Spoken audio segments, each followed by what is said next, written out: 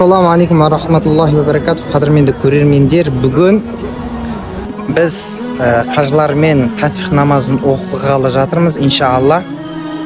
Тасбих намаз жайлы айтатын болсақ, тасбих намазы әрі тілмен, әрі денемен жасалатын ең үлкен тәубе және истиғфар.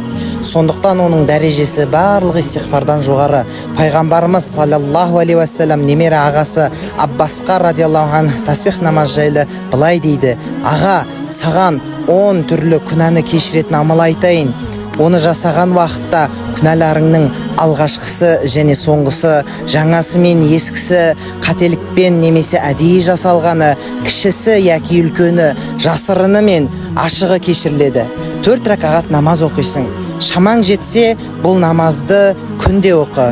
Күнде оқи алмасаң, аптасына 1 рет оқы. Әр апта оқи алмасаң, айына 1 рет оқы. Айына 1 рет оқи алмасаң, жылына 1 рет оқы.